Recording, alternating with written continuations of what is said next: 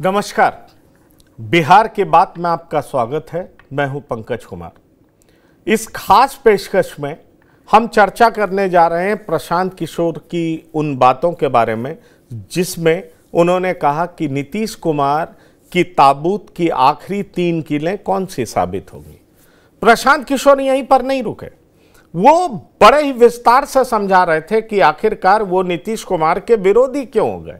और प्रशांत किशोर ने यह भी कहा कि नीतीश कुमार की सरकार अब कोई मंत्री नहीं चला रहा है, नीतीश कुमार मुख्यमंत्री नहीं चला रहे, बल्कि 4 रिटायर्ड अधिकारी चला रहे हैं और जिनकी कोई अकाउंटेबिलिटी नहीं है, मतलब जिनकी जिम्मेदारी जनता के प्रति बिल्कुल नहीं है। नौकरी से वो रिटायर हो चुके हैं और वो नीतीश कुमार की सरकार चला रहे हैं। ऐसे में बड़ा सवाल यह उठता है कि क्या नीतीश कुमार को अब सरकार में बने रहने का अधिकार रह गया है?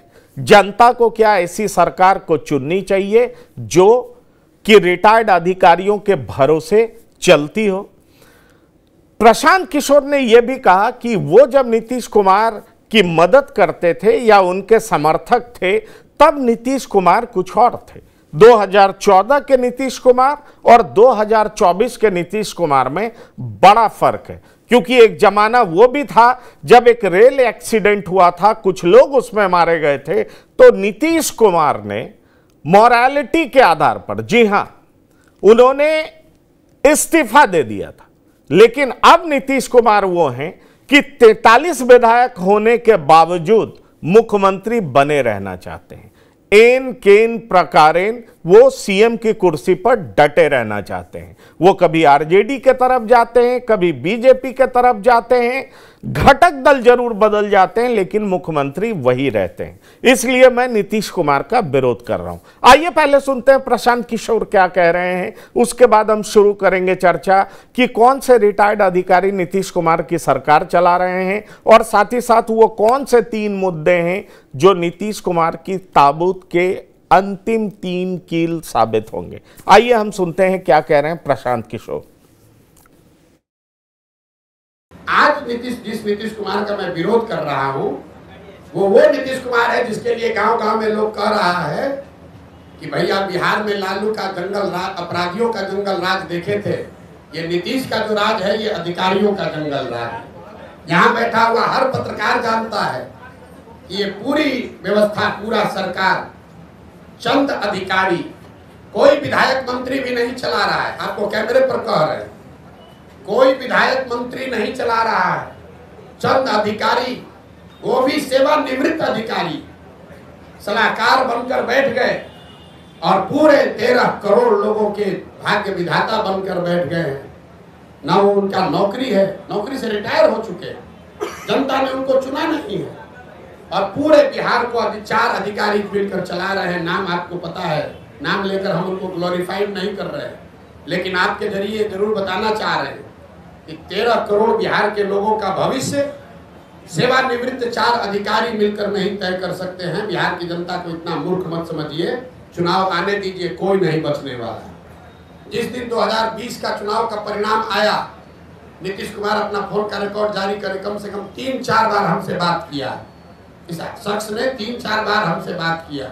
हमने इनको सलाह दिया कि आपको 42 विधायक आया है, मत बनिए मुख्यमंत्री, ये जनता के आदेश का उल्लंघन होगा। 6 बजे तक आप लोगों को भी जानकारी होगा, शाम में 6 बजे तक कहते रहे नहीं बनेंगे, 6:30 बजे फिर वही जाकर मुख्यमंत्री बन गए। इस नीतीश कुमार का विरोध कर रहा हूं। तो अच्छे प्रशासक का समर्थन किया था, नैतिकता वाले राजनेता का समर्थन किया था, बिहार को सुधारने वाले व्यक्ति का समर्थन किया था। जिसका विरोध कर रहा हूं वो उसका विरोध है जो कि जिसकी एक ही प्राथमिकता बची है, किसी भी तरीके से फेविकॉल लगाकर कुर्सी पर बैठे रहो, बिहार का जनता का जो होता है होने रिपोर्ट कर रहे हैं कि 3S, शराबबंदी, सर्वे और स्मार्ट मीटर, ये 3 आखिरी कील है नीतीश कुमार के राजनीतिक ताबूत में। ये सिरे से इनको साफ कर देगा। उन्होंने मोदी जी को जिताया है, उन्होंने नीतीश कुमार को जिताया, उन्होंने सबको जिताया है। कौन से विचारधारा के हैं प्रशांत किशोर? और मैं क्या उनकी बात करूं, वो तो रणनीतिकार है। हमारे यहाँ सब जगह पे सभी पार्टियां जो हैं रणनीतिकार, प्रचार करने वाला, सब पोस्टर बैनर लगाने वाले का सहयोग लेती है, नारा लिखने वाले का सहयोग लेती है, सब पार्टियां लेती है। हम लोगों ने भी पहले लिया है। तो क्या असर क्या पड़ेगा भाई? वो तो जनता को फैसला लेना है ना। जनता जानती है कि जो जिनका काम, पहले उनका काम क्या था? पहले उनका काम था इस तरह से मोबिलाइज करना, टीवी में ऐड देना, सोशल मीडिया में ऐड देना, सब जगह सोशल मीडिया के माध्यम से प्रचार करना, यही उनका काम हुआ करता था। पार्टी में उनको रखा गया था, लेकिन पार्टी में रहे कहाँ? उनको तो जगह जगह जा करके विभिन्न पार्टियों के साथ, जब कोई अपनी आइडियोलॉजी नहीं है तो जिस पार्टी का मिला उसी जगह जुड़ गए, और जहां जहां पार्टियां जीतने वाली थी उनके साथ चिपक गए, और चिपक करके भाई अपना नाम कमा लिया।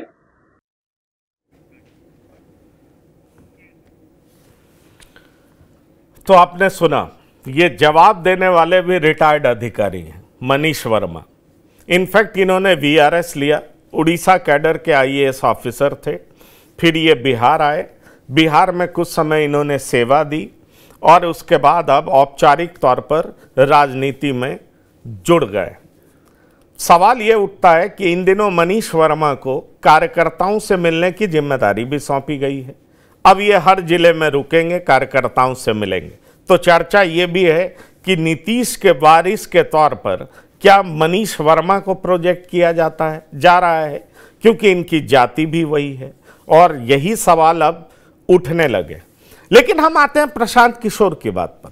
प्रशांत किशोर दो अहम बात कर रहे हैं। एक बात तो ये कि उनकी सरकार, नीतीश कुमार की सरकार, अब 4 अधिकारी चला रहा है। तो एक अधिकारी तो आपके सामने बोलते हुए आपने देखा कि वो क्या कह रहे हैं। 3 अधिकारी कौन कौन हैं उस पर भी हम चर्चा करेंगे, और साथ ही साथ हम इस पर भी चर्चा करेंगे कि उन्होंने 3S की बात की, मतलब शराबबंदी, सर्वे की भी उन्होंने बात की, और स्मार्ट मीटर की भी बात की। जहां तक सर्वे का सवाल है, निश्चित तौर पर बिहार में यह बहुत चर्चा का विषय बना हुआ है। जहां तक स्मार्ट मीटर का सवाल है, तो स्मार्ट मीटर को लेकर के कल से आरजेडी सड़क पर उतरने जा रही है। और बात रही शराबबंदी, तो शराबबंदी को लेकर के हर पार्टी बोलती है, लेकिन जब नीतीश कुमार के साथ सरकार में आती है, सत्ता में आती है, तो मुंह बंद कर लेती है। आखिरकार शराबबंदी किस कदर से बिहार में फेल हुआ है, लेकिन उसके बावजूद नीतीश कुमार इस पर बैन हटाने को तैयार नहीं है। इन तमाम मुद्दों पर हम बात करेंगे, क्योंकि प्रशांत किशोर जो आरोप लगा रहे हैं कि नीतीश के राजनीतिक ताबूत के ये 3S अंतिम 3 किले साबित होंगे। और हम इस पर भी बात करेंगे कि अब बिहार कोई नेता नहीं चला रहा, कोई मंत्री नहीं चला रहा, कोई विधायक नहीं चला रहा, बल्कि 4 अधिकारी चला रहे हैं, और वो भी रिटायर्ड अधिकारी। तो वो कौन है रिटायर्ड अधिकारी जिनके कहने पर सब कुछ हो रहा है? वो कौन है रिटायर्ड अधिकारी जिनकी चर्चा बार बार होती है, लेकिन ये तमाम नेता उनके नाम नहीं लेते? तो हम जरूर उनको पहचानने की कोशिश करेंगे कि इस सरकार में किस किस रिटायर्ड अधिकारी का दबदबा ज्यादा है और उनकी हैसियत क्या है, वो कैसे सरकार को चलाते हैं। तो आइए हमारे साथ जुड़ रहे हैं कुछ मेहमान जिनसे आपका हम परिचय करा दें। हमारे साथ जुड़ चुके हैं डॉक्टर संजय कुमार, आपका बहुत स्वागत है। हमारे साथ जुड़ चुके हैं संजय उपाध्याय जी, वरिष्ठ पत्रकार हैं, आपका भी बहुत स्वागत है। हमारे साथ आशुतोष कुमार जी जुड़ चुके हैं, वरिष्ठ पत्रकार हैं, और साथ ही साथ हमारे साथ प्रियदर्शी रंजन, आप दोनों मेहमानों का भी बहुत बहुत स्वागत है हमारे इस प्रोग्राम में। तो मैं डॉक्टर संजय सीधा आपके पास आना चाहता हूं। फिर से एक बार हम लोग और चर्चा कर चुके हैं, फिर से जो जो चुनाव नजदीक आ रहा है, बात 4 रिटायर्ड अधिकारियों पर ही आकर के सिमट जाती है। एक बात तो साफ दिख रहा है कि एक वीआरएस ले चुके मनीष वर्मा अब जगह जगह घूमने जा रहे हैं, और कहा जा रहा है कि नीतीश कुमार के बारिश होंगे, इनकी जाति भी वही है, और अब इनको कार्यकर्ताओं से इंट्रोड्यूस किया जा रहा है। धीरे धीरे पार्टी पर मजबूत पकड़ ये बनाएंगे। बाकी 3 अधिकारियों में एक की चर्चा और होती है, वो है दीपक कुमार। दीपक कुमार उनके एडवाइजर हैं, उनकी भी चर्चा होती है कि उनका रसूख बहुत है, बिहार में जो कुछ भी होता है उस फैसले की अहम कड़ी होते हैं वो। बाकी 2 लोग की भी चर्चा होती है, इसमें कई नाम है। सवाल ये उत्पन्न होता है कि जब अधिकारी फैसले लेने लगे तो ये तभी होता है जब निश्चित तौर पर लेजिस्लेचर कमजोर होता है। क्या आपको यह लगता है कि नीतीश कुमार जैसे कद्दावर मुख्यमंत्री के सामने ये 4 अधिकारी फैसला ले रहे होंगे और नीतीश कुमार चुपचाप बैठे होंगे डमी की तरह?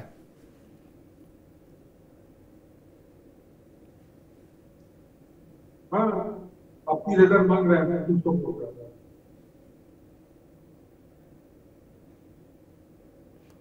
आपकी आवाज नहीं आ रही है ठीक से। चलिए मैं किसी और से सवाल लेता हूं, मैं आऊंगा आपके पास, कुछ टेक्निकल ग्लिच है। प्रियदर्शी रंजन जी, ये सवाल आपसे।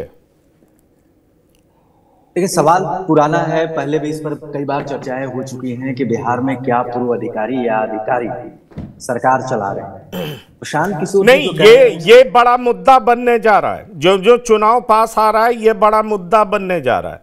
बड़ा मुद्दा इसलिए बनने जा रहा है क्योंकि एक नैरेटिव बिहार में पूरे तरीके से आरजेडी के खिलाफ सेट है, वो ये कि आरजेडी के शासन में जंगल राज आना तय।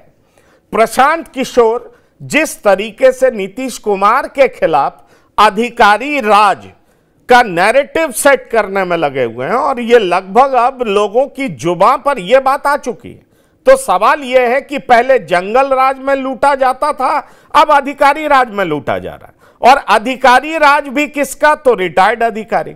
इसलिए यह सवाल बहुत इंपॉर्टेंट हो जाता है क्योंकि बार बार इस तरह की बात करना, और खास तौर पर जब चुनाव नजदीक हो तब इस तरह की बात करना, निश्चित तौर पर यह बताता है कि रिटायर्ड अधिकारी किस तरीके से बिहार की सरकार पर हावी हैं। और अभी तक एक रिबटल जेडीयू के तरफ से जिस तरह का आना चाहिए वो आता हुआ दिखता नहीं। सही बात है। दोनों ओर से जिन्होंने ये बड़ा नैरेटिव सेट करने की कोशिश की है, प्रशांत किशोर जी ने, उनका भी जो ब्यूरोक्रेसी प्रेम है, पूर्व अधिकारियों का जो प्रेम है, उस पर भी नजर डाला जाना चाहिए। और नीतीश कुमार का ब्यूरोक्रेसी प्रेम तो किसी से छुपा हुआ नहीं है। और आज अगर नैरेटिव शिफ्ट हो रहा है तो ये अच्छी बात है, क्योंकि ब्यूरोक्रेसी को लेकर के इस देश में पहले से भी इस बात पर विमर्श होता रहा है कि क्या ब्यूरोक्रेसी देश के लिए अभिशाप है, लोकतंत्र के लिए अभिशाप है, और ब्यूरोक्रेसी का बढ़ा हुआ मनोबल क्या लोकतंत्र को हाशिए पर धकेलता है। ब्यूरोक्रेसी का हस्तक्षेप लोकतंत्र के लिए खतरा है।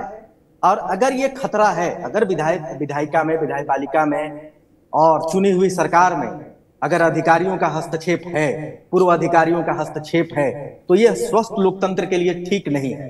और बिहार में जो कुछ चल रहा है उसे बहुत ठीक तो नहीं कहा जा सकता है। लेकिन मैं दूसरी बात की ओर भी ध्यान आकर्षित कराना चाहूंगा कि जो प्रशांत किशोर आज आरोप लगा रहे हैं नीतीश कुमार पर ब्यूरोक्रेसी के हवाले सरकार को कर देने का, वही प्रशांत किशोर आज ब्यूरोक्रेसी, उनकी पार्टी जो बनने वाली है जन सुराज या है, जो सामाजिक संगठन जिसको ये कह रहे हैं, वहां पर ब्यूरोक्रेसियों का पूरा जमावड़ा है। और जिन लोगों को नीतीश दरबार में जगह नहीं मिला, रिटायरमेंट के बाद वेटिंग रह गए, वैसे लोग प्रशांत किशोर के यहाँ हैं। ललन सिंह एक अधिकारी हुआ करते थे, आज प्रशांत किशोर के खेमे में हैं।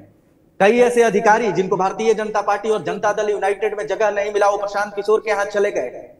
दर्जन भर से अधिक अधिकारी प्रशांत किशोर के पास हैं, उनके साथ जुड़े हुए हैं। उनका पार्टी का जो विधान लिखा जा रहा है वो पूर्व अधिकारियों के द्वारा ही लिखा जा रहा है।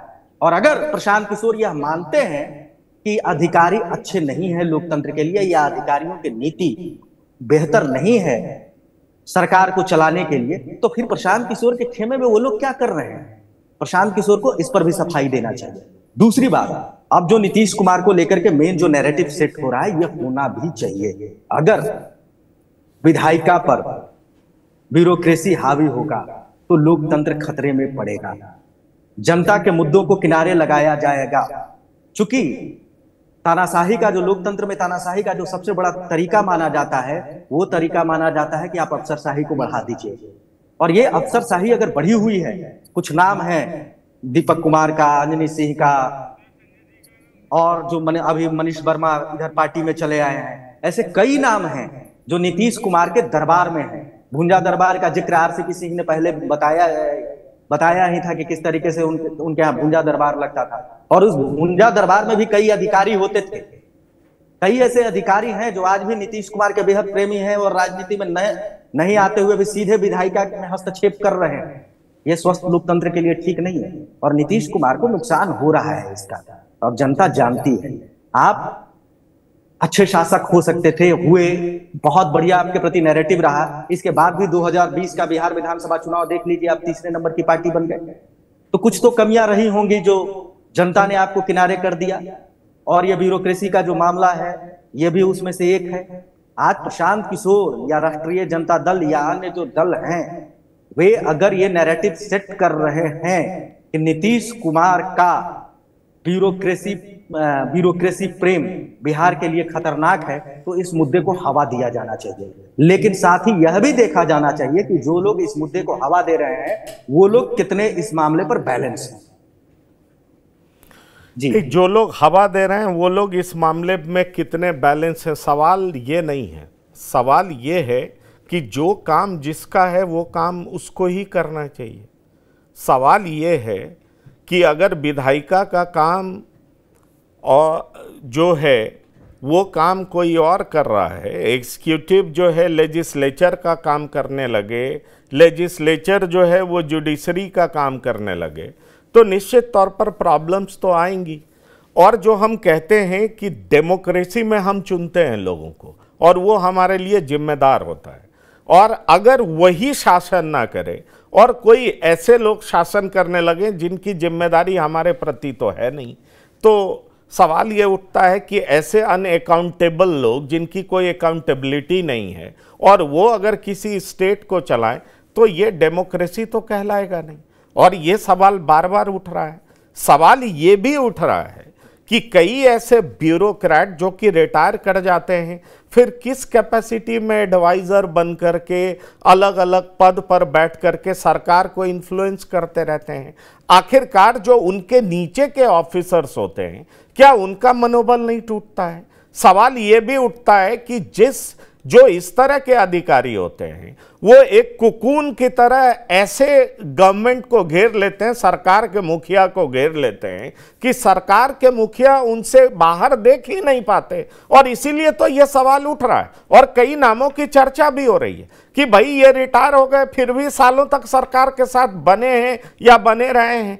तो सवाल ये उठता है कि क्या बिहार में कॉम्पिटेंट ऑफिसर्स की कमी है? जैसे मान लीजिए अगर चीफ सेक्रेटरी रिटायर होते हैं तो ठीक है, आप 6 महीने का एक्सटेंशन दे सकते हैं, 1 साल का एक्सटेंशन दे सकते हैं, लेकिन सालों आपके साथ बने हुए हैं। ये किस तरह का सरकार चल रहा है? क्योंकि देखिए, मुझे याद आता है उड़ीसा में इस तरह की बात फैलाई गई थी और उड़ीसा में कहा गया कि नवीन पटनायक नहीं, पांडियन सरकार चला रहे हैं, पांडियन ही उनके बारिश हैं।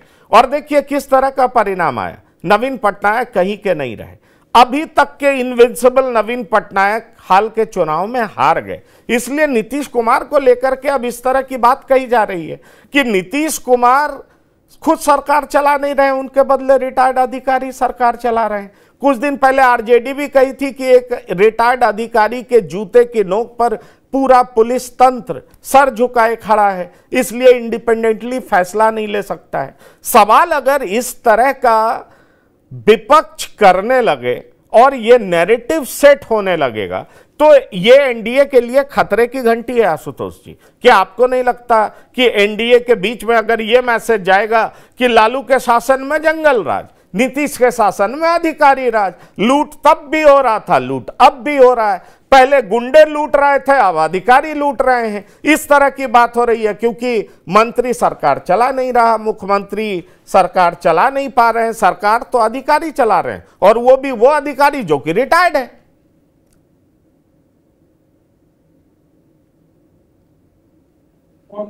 जी बिल्कुल, आपका कहना बिल्कुल सही है। हाल के दिनों में आपने देखा था कि जिस तरीके से प्रशांत किशोर ने हमला किया था और उन्होंने एक बयान दिया था कि पहले जंगल राज था तो पहले अपराधियों का राज था और अब ये भ्रष्ट अफसर जो है वो अपना राज चला रहे हैं और वो बिहार में लूट मचा रहे हैं। लेकिन सवाल एक ये उठता है कि अगर कोई अनुभवी और दक्ष अफसर जिसके साथ नीतीश कुमार की अच्छी तालमेल है या नीतीश कुमार उनके कार्यशैली से अगर काफी खुश रहते हैं, तो फिर ऐसी क्या दिक्कत है कि वो उन्हें अपने किसी काम में अगर लगाते हैं तो ये बेहतर हो सकता है। आपने देखा होगा कि केंद्रीय नेतृत्व को भी आप देख रहे होंगे कि एस जयशंकर जो है वहां पर स्थापित हैं, या हमारे जो रेल मंत्री वैष्णव जी हैं वो भी हैं, लेकिन कुछ गिने चुने लोग हो सकते हैं अगर जो कि नहीं, ये तो फुल टाइम पॉलिटिक्स में आ गए ना,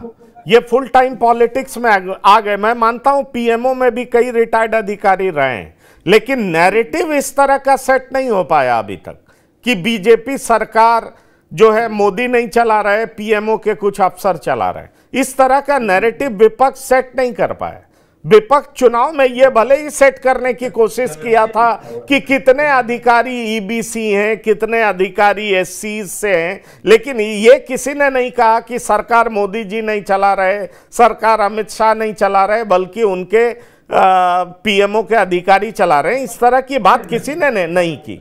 सवाल गंभीर इसलिए हो जाता है क्योंकि कुछ अधिकारी के नाम वो लगता है जैसे कि एक्स्ट्रा कॉन्स्टिट्यूशनल अथॉरिटी हो चुके हैं, और उनकी बात लगातार होती है डॉक्टर संजय, उनकी चर्चा भी लगातार होती है। यहां तक कि उनके नाम के आगे पीछे यह भी कहा जाता है कि उन्हें ही डराया गया और इसलिए सरकार बदल गई।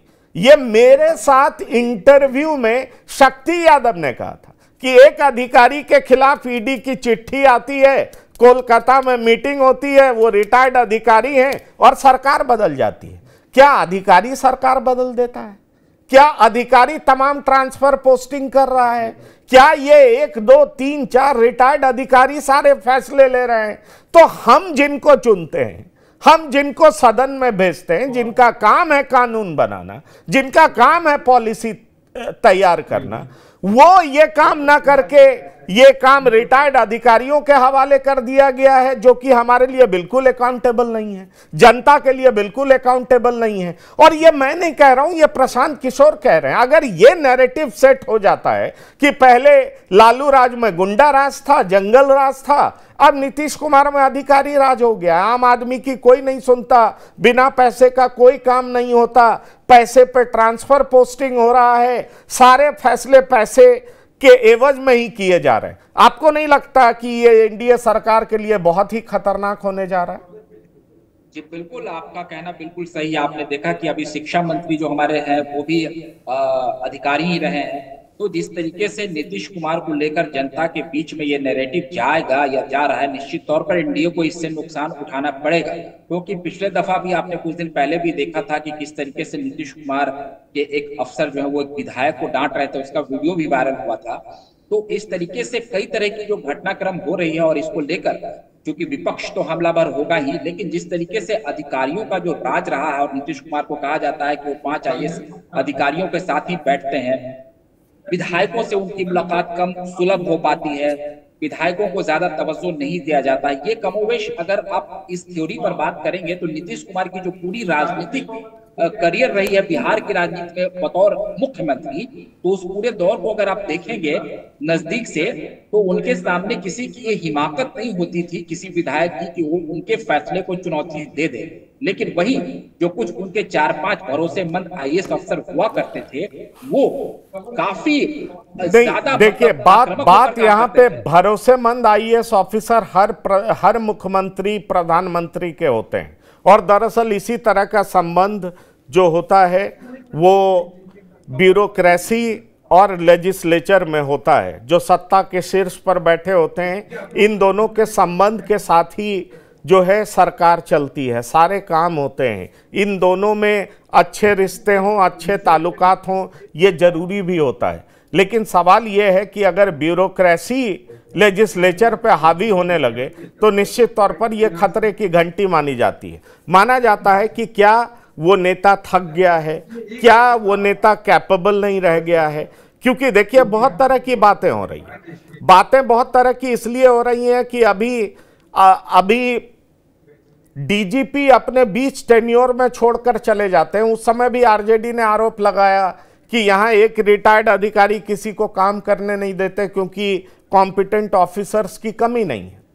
अभी देख लीजिए, एक ऑफिसर पे ईडी का रेड होता है और कहा यह जा रहा है कि इतने सारे पुल बह गए, और वो पुल कैसे बहा, उसमें कौन सा कंस्ट्रक्शन कंपनी था, एक ही पुल 17 महीने में 2 बार बह गया, टूट गया, ढह गया। आखिरकार ब्यूरोक्रेसी इस तरीके से हावी है कि वो सब मलाई मार रही है और जनता का पैसा पानी में बह रहा है। तो जब इस तरह की घटनाएं होती रहती हैं और ये नैरेटिव सेट होने लगता है कि आखिरकार रिटायर्ड अधिकारी जिनकी अकाउंटेबिलिटी नहीं है वो सरकार चला रहे हैं, वो सारे नीतिगत फैसले ले रहे हैं, और ये बात जब आम जन में जाने लगती है तो निश्चित तौर पर उस सरकार के लिए खतरे की घंटी है। डॉक्टर संजय, आपको नहीं लगता कि ये नीतीश कुमार के खिलाफ इस तरह का जो मोमेंटम बनाने का प्रयास जन सुराज पार्टी कर रही है और आरजेडी भी कर रही है, वो एनडीए के लिए ठीक नहीं है?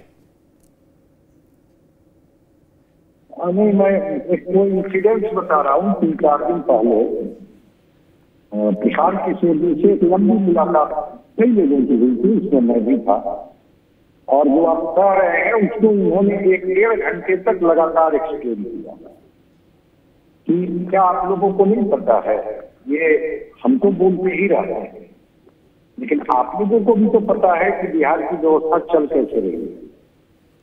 और उन्होंने कहा कि पहले मैं नीतीश कुमार जी पर हमला करता था, लेकिन अब मैं उन पर हमला भी नहीं करता हूँ। इसलिए मैं हमला नहीं करता हूँ कि जब स्वास्थ्य कारणों को लेकर के मैंने जब उनको देखा, वो कोई बंद कमरे में अकेले किसी को नहीं बता रहे थे, सब लोग के बीच में वो बोल रहे थे। तो इस सच्चाई को तो स्वीकार करना होगा। जिस डेमोक्रेसी की बात आप कर रहे हैं, जिस डेमोक्रेटिक सिस्टम की बात कर रहे हैं, वहां पर मंत्री जो होते हैं वो पॉलिटिकल एग्जीक्यूटिव होते हैं, और ठीक है वो मुख्यमंत्री जी का ही यूरिस्डिक्शन का पार्ट है। मुख्यमंत्री जी तय करते हैं कि हम मंत्रिमंडल कैसे बनाएंगे, लेकिन एग्जीक्यूट में पॉलिटिकल एग्जीक्यूटिव वही मिनिस्टर होते हैं। और जब निर्णय जिस रिटायर्ड पदाधिकारियों की तरफ आप इशारा कर रहे हैं, भाई ऑफ दी रिकॉर्ड बहुत तरह की बातें होते रहती है, अधिकारियों से भी बहुत बातें होते रहती हैं, जिसमें कहते हैं लोग कि हाँ चलती तो उन्हीं की है, कैसे पोस्टिंग होगी, कौन लिस्ट कब बनेगा, कब ट्रांसफर होगा, और उसमें सब कुछ उनका चलता है। बल्कि मंत्री जी भी उन्हीं से बात करते रहते हैं कि जरा लिस्ट देख लीजिएगा, हमारे भी कुछ लोग हैं। तो जहां पॉलिटिकल एग्जीक्यूटिव की इस तरह की स्थिति है और वो बातें बाहर निकल करके आ रही हो, तो ये प्रशांत किशोर और आरजेडी का मामला नहीं, ये हर लोगों को पता है। बिहार के गांव-गांव में भी पता है लोगों को कि क्या स्थिति है। कल मैं अपने गांव में था और वहां भी मैंने लोगों को देखा कि इस तरह की मरमरी है लोगों की, कि कुछ अधिकारी जो हैं अब वही नीतिगत निर्णय लेने लगे हैं। मुख्यमंत्री जी आप तो उन पर इतना भरोसा करते हैं कि उनको उन्होंने छोड़ दिया है, या मुख्यमंत्री जी अब इंटरेस्ट लेना बंद कर दिए हैं, ये जो निर्णय लेते हैं उसमें मुख्यमंत्री जी की सहमति व्यक्त कर देते हैं। निश्चित रूप से घाटा होगा, इस सच्चाई को स्वीकार करना होगा। और प्रशांत किशोर जी की बात मैं कर रहा हूं, जब एक जर्नलिस्ट ने उन्हीं से सवाल किया कि कैसे आपको लगता है कि नीतीश कुमार जी हट जाएंगे जब इतनी स्वीकारिता है, अभी लोकसभा में 12 लोकसभा की सीटें मिल गई, वो तो कहते हैं कि नहीं मैं बहुत ठीक हूँ। कहे कि हाँ ये बात नवीन पटनायक भी कहते थे जिनकी चर्चा आप कर रहे हैं, बाइडेन भी कहते थे, हटना पड़ा कि नहीं हटना पड़ा। इसलिए नीतीश कुमार को भी हटना पड़ेगा। आप इस बात को गांठ मान लीजिए, हम सफल होंगे असफल होंगे ये छोड़ दीजिए, ये जनता तय करेगी, लेकिन नीतीश कुमार जी असफल होंगे ये बात तय है। क्योंकि नवीन पटनायक और बाइडेन से तुलना इनको करते हुए जब इनके बारे में उन्होंने कई चीजों को कोइंसिडेंस में कहा तो वो बड़ा तार्किक लग रहा था। मैं आपकी बात को फिर से एक बार दोहरा दे रहा हूं कि आपने कहा कि तो फिर क्या ये डेमोक्रेसी है? बिल्कुल डेमोक्रेटिक सिस्टम इसको नहीं कहा जाएगा, क्योंकि अधिकारी जनता के प्रति रेस्पॉन्सिबल नहीं है, अधिकारी सरकार के प्रति रेस्पॉन्सिबल होते हैं। लेकिन जो मंत्रिमंडल के सदस्य होते हैं, विधायक ही तो मंत्रिमंडल में जाते हैं या एमएलसी जाते हैं, वो जनता के प्रति रेस्पॉन्सिबल होते हैं। उनको 5 साल के बाद जनता के बीच में जानी और वो जब जनता के बीच में जाएंगे और जनता जब भ्रष्टाचार के मुद्दे पर, जनता जब अपने विकास के मुद्दे पर, सड़क पुल पुलिये के मुद्दे पर और गिरावट के मुद्दे पर जब घेरेगी, तो ये नहीं कहेंगे कि ये निर्णय मेरा नहीं था, ये निर्णय तो एक रिटायर्ड अधिकारी का था, उसमें हम क्या कर सकते हैं। भाई जब इतने ही आप ला सकते हैं तो उस व्यवस्था के साथ खड़े क्यों? तो गांव लेवल तक मरमरिंग शुरू हो गई है। ये कोई हम लोग इस पैनल में बैठ के 4 लोग इसके पक्ष और विपक्ष में बोल ले, उससे ज्यादा है कि गांव लेवल पर भी इस बात की मरमरिंग शुरू हो गई है, जो प्रशांत किशोर जी बोल रहे हैं कि हाँ रिटायर्ड अधिकारी भाई कह तो रहे हैं कि ऑफ दी रिकॉर्ड तो बहुत बातें होते रहती हैं और इस तरह इस लेवल की बातें होती हैं कि मैं कैमरे पर बता नहीं सकता, लेकिन ब्यूरोक्रेट्स हावी है। और आपने एक लाइन और अच्छी कही कि हाँ एक्सटेंशन मिलता है। जिन अधिकारियों का ट्रैक रिकॉर्ड बहुत अच्छा होता है, जो परफॉर्म करके दिखाते हैं, राज्य सरकार को ये अधिकार है कि उनको आप 1 साल 2 साल एक्सटेंशन पर रख सकते हैं, लेकिन लगातार वो एक्सटेंशन पर हैं या एक्सटेंशन पर नहीं भी हैं तो कोई उनके लिए पद बना दिया गया और उसके माध्यम से वही सब चीजों को देख रहे हैं, डिक्टेट कर रहे हैं। तो आपके सामने हैं 2 अधिकारी, अभी मनीष वर्मा है, अब जिनको जो जिम्मेवारी दी गई है देख ही रहे हैं कि घूम करके बिहार में वो मुख्य अतिथि हर जिले में बनेंगे और वो जनता को संबोधित कर रहे हैं कि देखिए नीतीश कुमार की उपलब्धियां क्या है। एक अधिकारी आप ही के जिले के वो रिटायर किए या रिटायर कराए, खेल विश्वविद्यालय का उनको वाइस चांसलर बना दिया गया। तो अधिकारियों के माध्यम से नीतीश कुमार जी जिस तरह से चीजों को कर रहे हैं, अब गांव लेवल तक परकोलेट होकर के चीजें चली गई हैं। इसलिए हम और आप जिस शंका की बात कर रहे हैं कि क्या चुनाव में इनको खामियाजा नहीं भुगतना पड़ेगा, अब जब गांव में लोग इस बात पर चर्चा कर रहे हैं और मुखर होकर के चर्चा कर रहे हैं, कोई ये नहीं कि बहुत धीमी आवाज में या डर कर, वो खुल करके इस बात को बोल रहे हैं, तो मैं मानता हूं कि चीजें तो अब नीचे तक चली गई है। देखते हैं सरकार या नीतीश कुमार की पार्टी जेडीयू इन अधिकारियों के माध्यम से फिर एक बार कैसे बेहतर कर लेते हैं, परिणाम चुनाव में परिणाम ले आते हैं। थोड़ा इंतजार हम लोगों को करनी होगी। संजय उपाध्याय जी, मैं आपसे यह जानना चाहूंगा कि दरअसल ये 4 अधिकारी, रिटायर्ड अधिकारी, ये कौन से अधिकारी हैं जिन पर प्रशांत किशोर ये भी कहते हैं कि मैं उनका नाम लेकर के उनको ग्लोरीफाई नहीं करना चाहता हूं, पर ये 4 अधिकारी हैं कौन? 1-2 का नाम तो मैं भी जानता हूं, जैसे मनीष वर्मा जी का नाम लिया, तो मनीष वर्मा जी अब औपचारिक तौर पर पॉलिटिक्स में शामिल हो चुके हैं, अब वो जनता दल के जनरल सेक्रेटरी हैं। जहां तक सवाल है दीपक कुमार का, दीपक कुमार प्रिंसिपल सेक्रेटरी हैं, एडवाइजर भी हैं, मुझे लगता है वो बड़े फैसले लेते हैं, ये सबको पता है। ये पावर कॉरिडोर से लेकर के जन जन तक में ये पता है कि दीपक कुमार नीतीश कुमार के बहुत चहेते ऑफिसर हैं। साथ ही साथ अंजनी कुमार सिंह का भी नाम आता है। तो लेकिन सवाल ये है कि ये कौन से फैसले लेते हैं, किस तरह के फैसले लेते हैं, क्यों ये इतनी ज़्यादा चर्चा में? क्या इसकी वजह ये है कि जिस तरीके से, क्योंकि ये आरोप लगातार लगता रहा है कि मंत्री हो या विधायक हो, उनका बहुत ज़्यादा चलता नहीं, अफसरों का चलता है। इवन जब आरजेडी के साथ सरकार थी, शिक्षा मंत्री कोई और थे, वो डर से आ ही नहीं पाते थे। के पाठक उस समय शिक्षा अपर मुख्य सचिव होते थे। सवाल यह है कि क्या वाकई नीतीश कुमार की सरकार में ब्यूरोक्रेसी इस तरीके से हावी हो चुका है और उसमें भी खास तौर पर 4 रिटायर्ड अधिकारी इस तरीके से हावी हैं कि पूरी सरकार वही चला रहे हैं और अब विपक्ष भी आक्रामक है, जिसमें प्रशांत किशोर सबसे ज्यादा बोलते हैं, साथ ही साथ आरजेडी एक अधिकारी पर सबसे ज्यादा बोलती है कि हर फैसले के लिए वो जिम्मेदार है। क्या कहना चाहते हैं आप संजय उपाध्याय जी?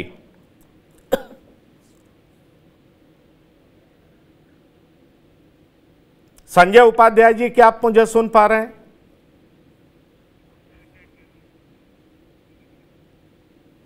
चलिए, संजय उपाध्याय जी, आपको मेरी आवाज मिल रही है? चलिए, रंजन जी, मैं ये सवाल आपसे करता हूं, उन तक मेरी आवाज पहुंच नहीं रही है। देखिए क्या है कि ये जो 4 अधिकारी हैं, जिनका अंजनी वर्मा, दीपक कुमार हो या फिर जिनका मनीष वर्मा जो हाल के दिनों में राजनीति में आ गए, और भी जो चहेते इनके हैं जिनमें प्रत्यय अमृत जैसे नाम है, और अभी एक अधिकारी के यहाँ जो ईडी का छापा पड़ा, ऐसे कुछ अधिकारी हैं जिनके माध्यम से नीतीश कुमार अपनी राजनीति को साधते हैं। ये सवाल है बिहार की राजनीति में, बहुत पुख्ता सवाल है, मुख्य सवाल है। और बिहार की राजनीति में सरकार चलाते हुए पिछले 20 वर्षों से नीतीश कुमार ने अधिकारियों के मार्फत राजनीति पर नकेल कसा, इसमें कहीं कोई संदेह नहीं है। जो आप अभी जिक्र कर रहे थे, आपका नजरिया बहुत ही पुष्ट है कि मंत्रियों को किस तरीके से अधिकारियों के मार्फत नीतीश कुमार ने साथ करके रखा। अगर कोई मंत्री हावी होने की कोशिश करता था, नीतीश कुमार ने नकेल अधिकारियों के माध्यम से कसा। आपने जिक्र किया चंद्रशेखर जो शिक्षा मंत्री हुआ करते थे, किस तरीके से के पाठक ने उन्हें के पाठक से उनकी भिड़ंत हुई। ऐसे कई अधिकारी और मंत्रियों के बीच भिड़ंत की कहानियां हैं बिहार में, और उन सब का खेल सेट नीतीश कुमार ने किया। अधिकारियों और राजनेताओं के बीच सहमत का खेल नीतीश कुमार ने खेला है, इसमें कहीं कोई गुरेज कहने में नहीं है। क्योंकि जब एक कमजोर नेता होता है ना, नीतीश कुमार को मैं कमजोर कह रहा हूं इसलिए क्योंकि वो अपनी बूते तो कभी सरकार बना नहीं पाए, बैसाखियों के बदौलत सरकार बनाते रहे, और उनकी पार्टी में भी कई स्तर पर बगावत बार बार होता रहा। हालांकि नीतीश कुमार ने उन तमाम मसलों पर विजय पाया है, लेकिन इसके बावजूद वे कई मामलों में कमजोर रहे, और अपनी कमजोरी को छुपाने के लिए उन्होंने ब्यूरोक्रेसी का इस्तेमाल किया। उनके मार्फत उन नेताओं पर लगाम कसा जो उन पर हावी हो सकते थे। और ये नीति नियामक की जो बात होती है ना कि विधायिका और कार्यपालिका, तो शक्ति पृथक्करण का जो सिद्धांत है लोकतंत्र में, उसकी पूरी अवहेलना बिहार में हुई है। इस मामले को मैं मानता हूं, क्योंकि देखिए प्रत्यायोजित विधान होता है, प्रत्यायोजित विधान के माध्यम से कई ऐसे कानून बनाने का अधिकार अधिकारियों के पास स्वतः ही आ जाता है, जिसको लेकर के पूरी दुनिया में विवाद है कि लोकतंत्र में प्रत्यायोजित विधान को किस तरीके से कसा जाए, किस तरीके से उसे दुरुस्त किया जाए, उसे कम किया जाए या उस पर से निर्भरता घटाई जाए। और बिहार उसका बेस्ट एग्जाम्पल है कि किस तरीके से प्रत्यायोजित विधान के माध्यम से अधिकारियों को असीम पावर दिया गया, और उस असीम पावर का इस्तेमाल नीतीश कुमार के लिए तो अधिकारियों ने किया ही, उनके राजनीति को बैलेंस करने के लिए अपने हित में भी बहुत हद तक किया। कई ऐसे अधिकारी हैं जिनका नाम आप ले सकते हैं जो बिहार आना चाहते हैं, बिहार में रहना चाहते हैं, क्योंकि बिहार स्वर्गगाह बन चुका है अधिकारियों के लिए। असीम ताकत है, नीतीश कुमार ने खुली छूट दे रखी है। प्रशांत किशोर जी का उदाहरण डॉक्टर संजय सर बता रहे थे, लेकिन उसमें मैं जोड़ूंगा कि प्रशांत किशोर का अपना भी एजेंडा है, अपना पॉलिटिकल एजेंडा है। उससे अलग जो बातें हैं, नवीन पटनायक भी नीतीश कुमार स्टाइल के ही नेता थे, इसीलिए उन्होंने भी अधिकारियों पर निर्भरता बनाए रखी। ऐसे कई ऐसे एग्जाम्पल आपको देश में मिल जाएंगे जिन्होंने अधिकारियों के बदौलत सरकार चलाई है, और उसमें शायद नीतीश कुमार शीर्ष पर रहेंगे, नवीन पटनायक शीर्ष पर रहेंगे। और दूसरी बात जो बात कही जा रही है कि नीतीश कुमार का जाना तय है, नीतीश कुमार का तो जाना तय है, लेकिन आज जाए कल जाए, 30 में जाए 35 में जाए, जब तक जिंदा रहे तब तक सरकार चलाए, उसके बाद तो जाना ही है। लेकिन इसके बाद भी एक चीज जो कहना मैं चाहूंगा कि ये 20 साल 19 साल तो सरकार चला लिया ना नीतीश कुमार ने सफलतापूर्वक, इन्हीं अधिकारियों के बूते। सवाल तो हमेशा उठते रहा कि अधिकारियों के बदौलत नीतीश कुमार सरकार चला रहे हैं। अगर जनता इस बात को समझती है, क्योंकि प्रशांत किशोर को नहीं समझना नहीं, मैं थोड़ा सा को समझना मैं थोड़ा आपसे डिफर करूंगा। एक्चुअली जब तक उन्होंने सक्सेसफुली सरकार चलाई तो बड़े ही कॉम्पिटेंट ऑफिसर उनके साथ होते थे, उनके पास होते थे। आप 2010 का चुनाव याद करिए, 2010 के चुनाव में लोगों ने इतना भारी मैंडेट दिया इनको, क्योंकि इन्होंने जो वादा किया था, अच्छी सड़कें, अच्छा कानून, लॉ एंड ऑर्डर प्रॉपर, सड़कों पे लोग राइफल बंदूक लेकर के निकलते नहीं थे, स्पीडी ट्रायल, इनके जो डीजीपी होते थे उनके नाम का डर होता था, पुलिस के बीच में भी होता था, अपराधियों के बीच में भी होता था, और अभयानंद काफी चर्चित हुए थे। ऐसे कई सारे लोग हैं जिनकी चर्चा हुई थी कि वो शानदार ऑफिसर रहे, लेकिन कहा जाता है कि 12-13 के बाद नीतीश कुमार के मन में पॉलिटिकल एम्बिशन कुछ बड़ा हो गया, वो प्रधानमंत्री बनने का सपना देखने लगे, और उसके बाद बहुत सारी चीजें बदलने लगी। 2014 में, 2013-14 में वो बीजेपी से अलग चले गए, फिर एक बार आरजेडी के साथ चले गए, 15 में वो चुनाव लड़े, फिर 2017 में बीजेपी के साथ चले आए। तो कहा यह जाता है कि 2005 से 2012 तक बिहार की भलाई के लिए नीतीश कुमार ने बहुत सारे फैसले लिए और जिस वजह से वो सुशासन बाबू कहलाए। लेकिन उसके बाद नीतीश कुमार के कई सारे फैसले पॉलिटिकल कहे जाने लगे, जिसमें जाति पाति जोड़ घटाव बहुत सारे ऐसे फैसले हुए। उसके बाद नीतीश कुमार का ग्राफ भी गिरने लगा। आपको याद होगा 2014 में अकेले नीतीश कुमार लोकसभा का चुनाव लड़ते हैं और महज 2 सीटें जीत पाते हैं। 2020 में नीतीश कुमार चुनावी मैदान में उतरते हैं, 42-43 विधानसभा सीटें जीत पाते हैं। इससे एक बात तो बहुत साफ हो जाता है कि नीतीश कुमार का ग्राफ जो 2010 में था वो 2020 में नहीं रहा, और इसकी बड़ी वजह क्या है वो आप लोगों के सामने है। मैं चाहूंगा एक बार फिर से संजय उपाध्याय जी के पास जाऊं।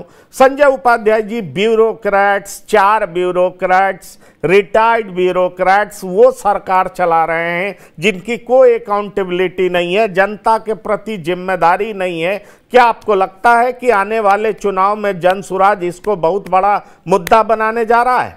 और मैं चाहूंगा कि वो 4 ब्यूरोक्रेट्स कौन हैं जो इतने ज्यादा पावरफुल हैं आपकी नजरों में? जी, ऐसा है कि ये ब्यूरोक्रेट पर चर्चा बहुत हो चुकी और ये सच है कि ये बिहार में ये ब्यूरोक्रेसी चला रहे हैं। अब इस पर मैं बहुत कुछ बोलना नहीं चाहूंगा, इसलिए कि अभी भी चर्चा बहुत सारी हुई, आपने भी अभी चर्चा की, जिन नामों की चर्चा की है वो बिल्कुल उपयुक्त नाम है।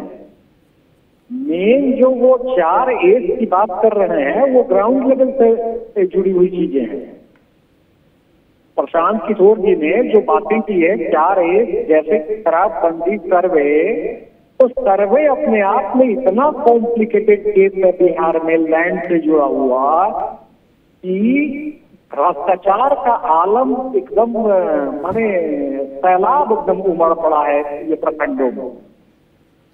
थोड़ी बहुत जमीन और भूमि हमारे पास भी है और कुछ बड़े पत्रकार हैं जो दिल्ली में बैठे हैं, मुंबई में बैठे हैं, वो लोग भी हमसे बात कर रहे हैं इसका सॉल्यूशन कैसे हो।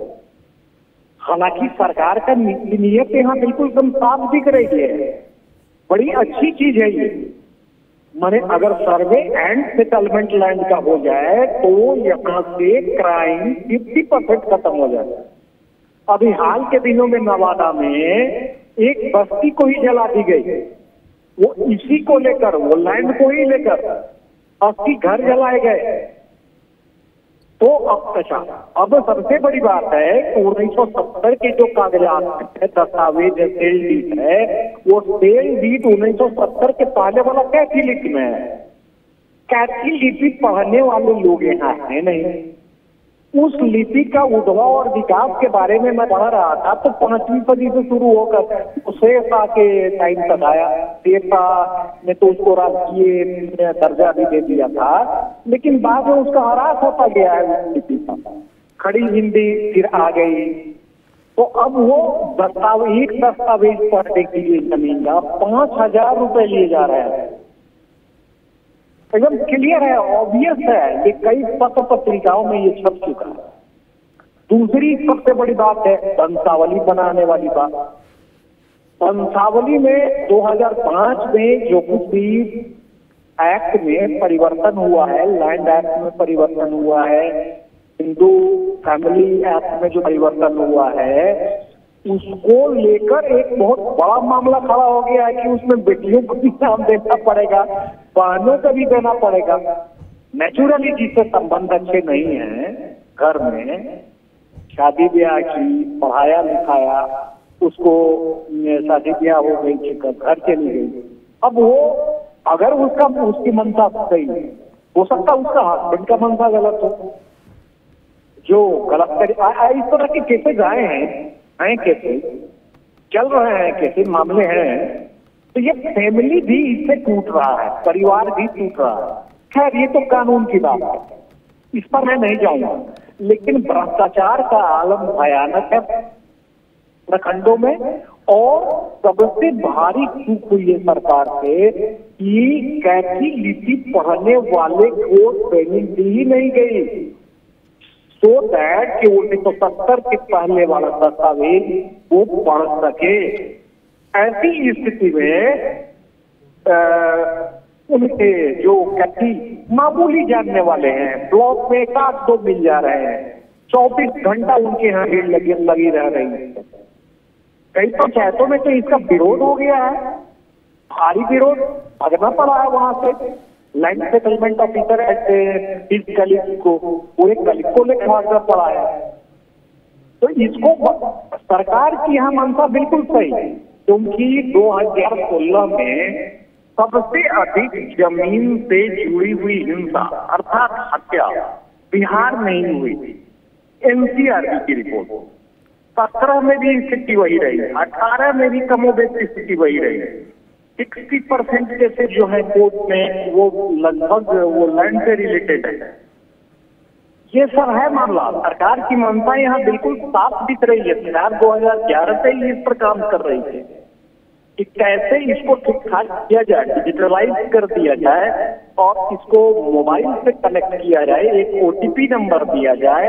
In case of sitting in the America, अगर पंकज जी अमेरिका में बैठे हैं, वहां भी इनसे पूछ लिया जाएगा कि क्या आप अपनी जमीन ये बेच रहे हैं। आप एक लैंड अकाउंट दिया जाएगा बनाकर, जो ऐसा बैंक का अकाउंट है, तो बड़ा साइंटिफिक।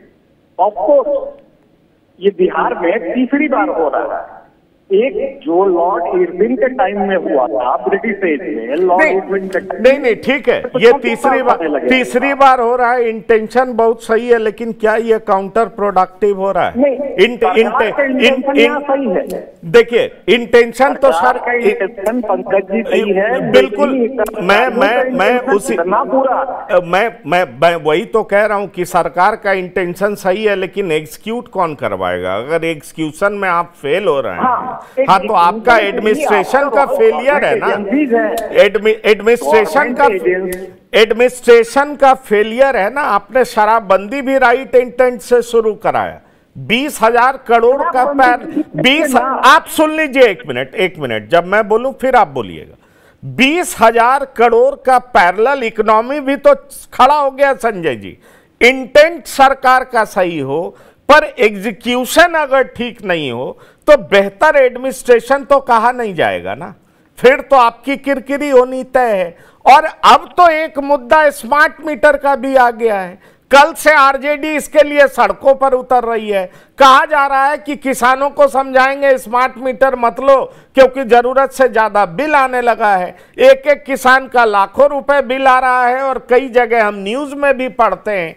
तो सवाल ये है कि कोई काम आप राइट इंटेंट से करें और उसका मैसेज जनता के बीच में गलत जाए, वो एग्जीक्यूट प्रॉपरली नहीं हो पाए, तो निश्चित तौर पर ये फेलियर भी तो सरकार का ही माना जाएगा ना। अब आप बोलिए।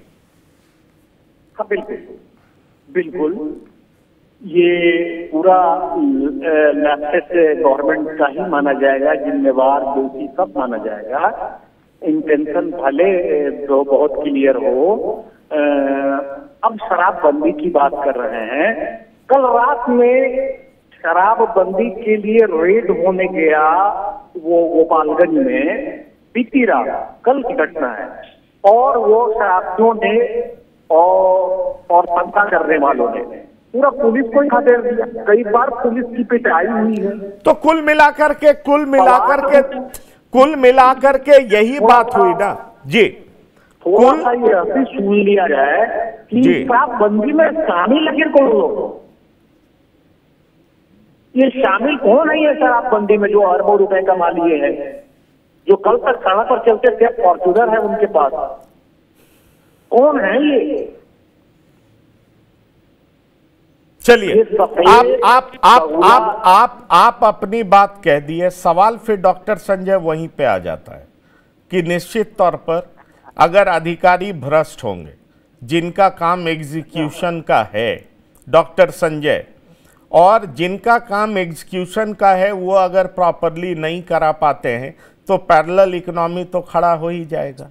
इसीलिए जन स्वराज पार्टी के मुखिया कह रहे हैं, जन स्वराज पार्टी के मुखिया कह रहे हैं डॉक्टर संजय कि भ्रष्ट अधिकारी जिस तरीके से बिहार को अब चला रहे हैं और कह रहे हैं कि 4 रिटायर्ड अधिकारी के निरीक्षण में सब कुछ हो रहा है, तो यानी 4 रिटायर्ड अधिकारी जिनकी अकाउंटेबिलिटी कुछ नहीं है, वो ऐसे ऐसे अफसरों को डिप्यूट कर दे रहे हैं जो अफसर सरकार के राइट इंटेंशन को भी जनता के बीच में बुरे मैसेज की तरह फैला रहे हैं। जैसे आपने शराबबंदी की कोशिश की, शराबबंदी पैरेलल इकोनॉमी का वजह हो गया, शराबबंदी क्राइम की वजह हो गया।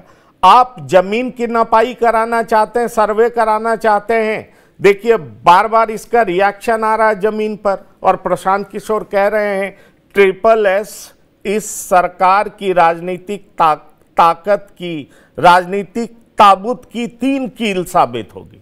सवाल ये है कि SSS में स्मार्ट मीटर, सर्वे और शराबबंदी, ये तीनों सरकार के लिए क्या महंगा पड़ने जा रहा है? नहीं, बिल्कुल इस बात में सच्चाई है कि वो SSS की जो बात कर रहे हैं, देखिए महाराष्ट्र में तो शराबबंदी नहीं है, लेकिन जो नेशनल हेल्थ सर्वे का रिपोर्ट है उसमें महाराष्ट्र से 17% ज्यादा लोग शराब पीते हैं बिहार में। ये शराब आती कहाँ से? आकाश से कि जमीन से?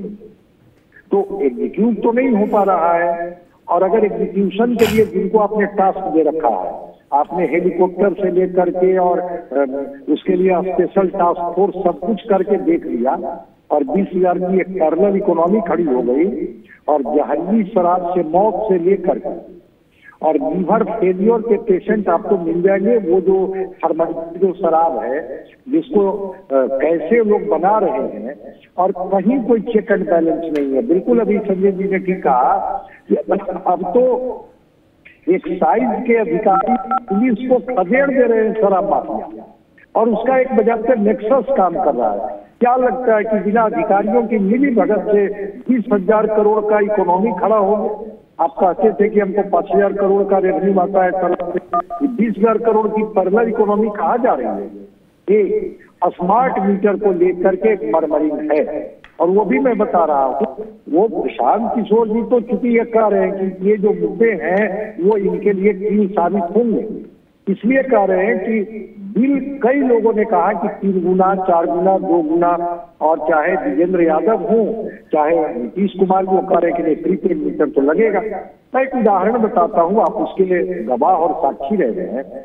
दिल्ली में कांग्रेस ने भी इसी स्मार्ट मीटर का प्रयोग किया था, और अरविंद केजरीवाल वहीं से इसकी शुरुआत किए थे, और आप पार्टी सीट जीत करके 28 सीटें आ गई थी, और 33 या 34 सीटें जो कांग्रेस जीती हुई थी वो 5 पर चली गई थी।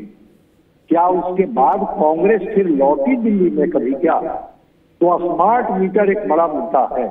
ये 6,000 से कम कमाने वाला बिहार, 3 करोड़ अगर परिवार रहते हैं, तो 1/3 परिवार को आपने सर्वे करके बताया कि वो गरीबी रेखा से नीचे है। 6,000 से नीचे, 6,000 से नीचे का मतलब कि उसकी मासिक आय 2,000 भी हो सकती है।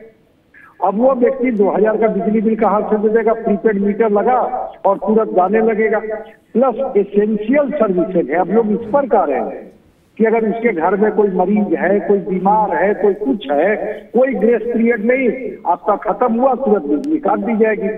पानी और बिजली, क्योंकि आप कहते हैं कि हमने घर घर बिजली पहुंचाई, इसलिए उसका कई गुना हम वसूल कर लेंगे आपसे, आपको तो इतना पैसा देना ही होगा, नहीं तो आपके घरों को मैं अंधेरा कर दूंगा। कर दीजिए अंधेरा। तो सरकार इस पर गिरते नहीं। दिल्ली इसका बेस्ट एग्जाम्पल है। यही स्मार्ट मीटर कांग्रेस का पतन और आप पार्टी सत्ता में आने का एक बड़ा कारण नहीं, इसी बात है। इसीलिए तो मैं कह रहा हूं ना कि एक्चुअली जब